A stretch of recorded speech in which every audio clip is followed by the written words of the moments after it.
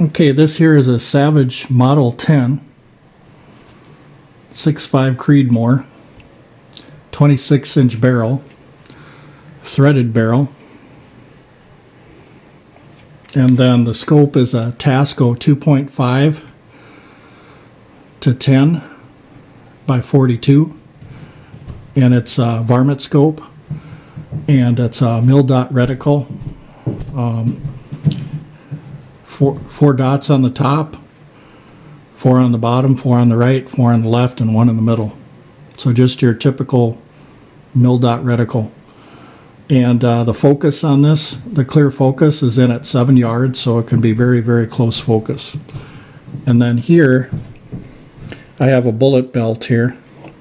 Rather than wearing this around my waist, I wear it up towards my high chest. And as you can see, I got 20 rounds of 95 grain Hornady VMAX here.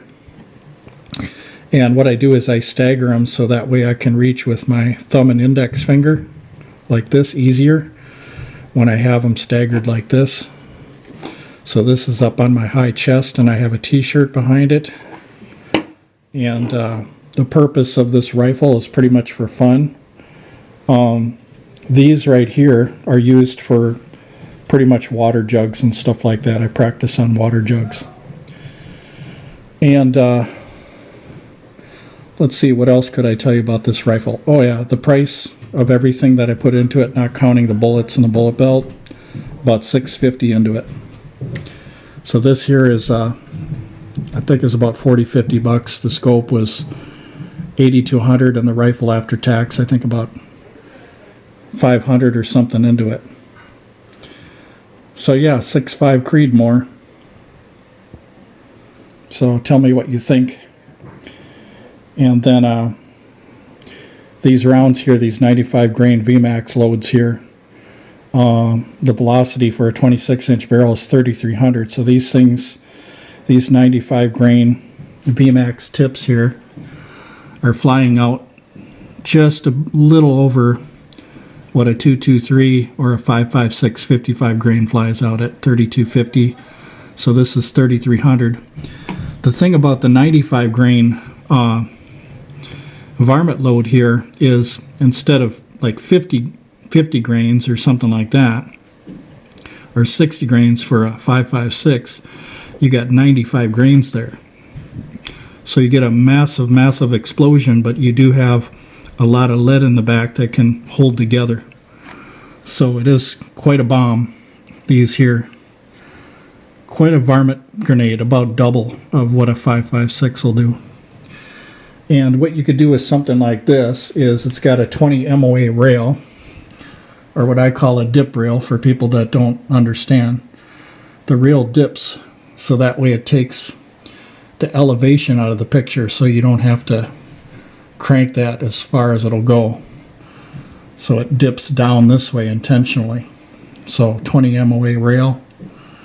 And once again, what I was going to say is, you could take something like this and put a dot reticle on it, and I'm thinking about doing that because I'm going to try this thing with the dot reticle at say 100 yards and try to take out targets like 2-liter bottles and stuff like that at 100 yards, and then wear this on my chest and just have a little fun.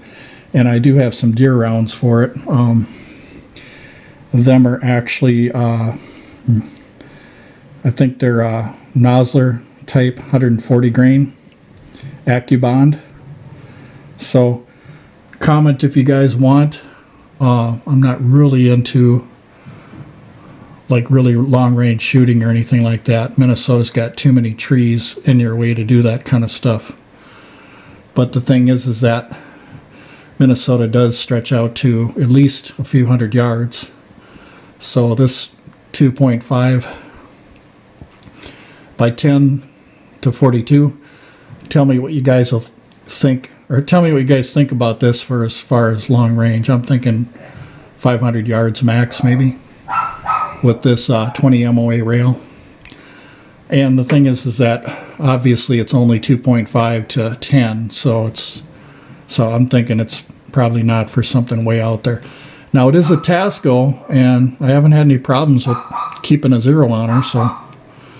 So yeah, it's a cheap scope, but it's holding up for its purpose. So I'm not firing like a lot of rounds and stuff like that. And when I fire one round, I always let the barrel cool down for about a minute because of the fact that that the heat and stuff, I like to have recovery in between shots, and that's how you keep that accuracy, because every time you fire this it gets hot and it changes the barrel obviously and stuff like that because of the heat. So if you have the same heat for each round after that first cold shot, then you're more likely to get some good accuracy out of her. So hoping to get out in the field and show you guys smashing some jugs of water or something. So this is the purpose for this rifle specifically, guys, is pretty much just having fun out to 100 yards maybe, and maybe poking out a little further, but mainly for having fun blowing up water jugs. And no pests that I know of that I can use this on right now, so I don't live in the part of the state where there are pests, so but anyway, you can comment on this. Once again, we got a Savage Model 10 6.5 Creedmoor, and it does have the sling attachments here, and of course you can see the bipod on here I put on here.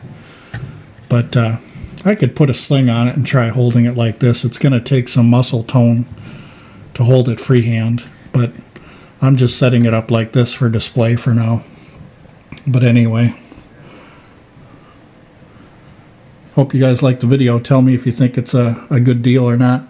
They say that if you have a rifle that can get out to 1,000 yards that's under $1,000, that's a good thing, I guess.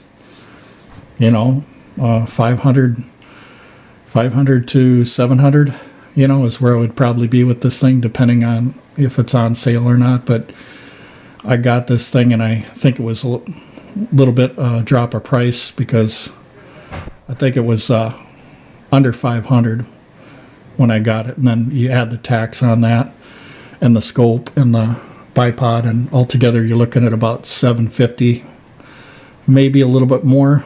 So you can call it a $750 rifle with a 10th power scope. Maybe something to still get out at 1,000 yards, but not the best scope for it, but probably could reach it. But anyway, thank you very much for watching the video, you guys.